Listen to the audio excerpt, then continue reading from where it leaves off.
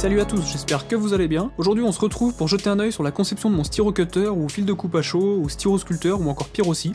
Enfin appelez ça comme vous voulez car on retrouve une multitude de noms différents. Pour commencer, je suis désolé, mon réflexe était réquisitionné pour un timelapse de plusieurs mois, j'ai donc été contraint de filmer avec mon téléphone, donc la balance des blancs et l'exposition changent parfois d'un plan à l'autre, désolé pour ça. Pour en revenir au sujet de la vidéo, on trouve énormément de tutos pour apprendre à fabriquer des fils de coupe à chaud, mais le plus souvent pour des coupes droites ou suivant un gabarit. On en trouve également en vente dans le commerce, mais la forme n'est pas pratique du tout pour l'usage que je vais en faire.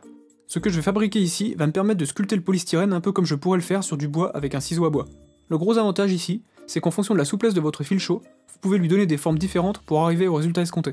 Pour l'alimentation, je vais pas rentrer complètement dans les détails car j'ai utilisé une alimentation ATX d'ordinateur et il y a énormément de tutos déjà disponibles sur internet. Pour en savoir plus, tapez comment transformer une alimentation ATX en alimentation stabilisée, ou une alimentation de laboratoire, ou encore une alimentation d'atelier. J'ai choisi une alimentation de ce type pour pouvoir utiliser les 5 volts 8A disponibles, alors que le chargeur multi-embout que j'ai testé n'offrait que 330 mA et ne chauffait pas du tout le câble.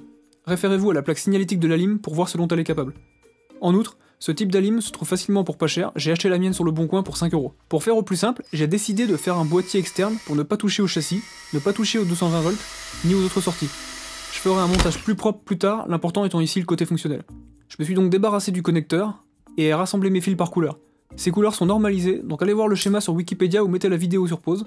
On a donc l'orange pour le 3,3 volts, le rouge pour le 5,5 volts, le jaune pour le 12 volts, et le noir pour la masse. J'ai également rajouté un interrupteur unipolaire à bascule pour actionner la lime, et 2 LED témoins ainsi que leur résistance qui vont bien, une rouge branchée sur le fil gris pour nous préciser que du courant passe quand la lime est branchée, et la verte branchée sur le fil violet qui s'allume lorsque la lime est en marche.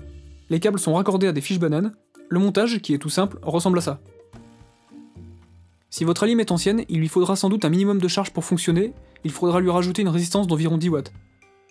Pour le câble d'alim qui fera la liaison entre l'alimentation et le manche, j'ai pris le parti d'utiliser 2 fiches bananes mâles d'un côté, et une fiche d'alimentation de l'autre, pour faire plus propre, et surtout par souci d'encombrement du côté du manche.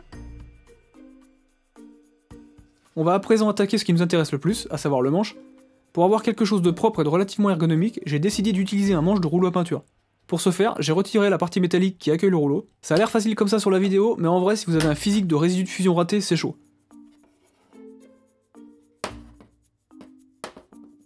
J'ai ensuite percé le plastique avec un forêt de 9 mm pour pouvoir passer mes fils.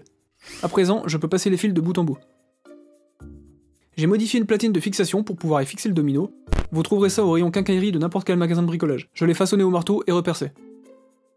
Je l'ai ensuite collé au silicone aquarium, c'est tout ce que j'avais sous la main susceptible de tenir sur le plastique, et fixé sur le manche en prenant soin de bien conserver l'alignement des trous pour passer les câbles. Il n'y a plus qu'à laisser sécher 24 heures.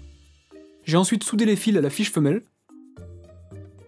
Pour l'étape suivante, j'ai fixé le domino sur la pâte de fixation. C'est important qu'il soit en céramique, car il va être en contact direct avec le fil chaud, et la température obtenue oscille entre 200 et 300 degrés. Je peux à présent passer mes fils à travers le manche et les fixer dans le domino. Pour le fixer à la pâte, j'ai utilisé de la tige filetée de 4 mm. Maintenant, je vais m'occuper du fil chaud. Pour faire simple, ici j'ai utilisé ce qu'on appelle de la corde à piano. Il s'agit d'un fil en acier inoxydable acheté chez Decathlon au rayon pêche. Celui que j'ai acheté fait 0,6 mm, les tailles en rayon allaient de 0,4 à 0,7. Sur la vidéo, j'ai coupé une longueur de 28 cm, mais plus tard, j'ai raccourci pour que le fil chauffe un peu plus, aux alentours de 18 cm. N'hésitez pas à faire des essais en jouant sur la section et la longueur pour arriver à la température voulue. Si vous avez du mal à le faire chauffer, essayez de trouver du fil résistif, on en trouve pour pas très cher sur eBay. Si vous voyez que le fil rougit, coupez la lime tout de suite. Dans mon cas, branché sur le 12 volts, le fil rougit en quelques secondes. Après avoir fait des tests pour m'assurer que tout fonctionnait parfaitement, j'ai rempli le manche de colle pour maintenir la fiche en place. Le résultat final ressemble à ça, c'est pas forcément super beau, vous verrez que c'est pleinement fonctionnel. Il n'y a plus qu'à brancher.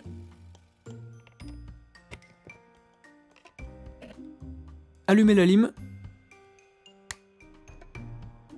Et vérifier si tout fonctionne. Je peux à présent sculpter mon polystyrène pour faire notamment des rochers, c'est pour le coup beaucoup plus simple qu'avec un cutter que je garderai seulement pour les finitions. Alors surtout, et c'est très important, travaillez en extérieur, pensez à vous mettre des lunettes pour éviter les hypothétiques projections, et un masque pour protéger vos voies respiratoires. Le polystyrène qui fond dégage des vapeurs hautement cancérigènes et dégage une odeur très forte qui met du temps à disparaître.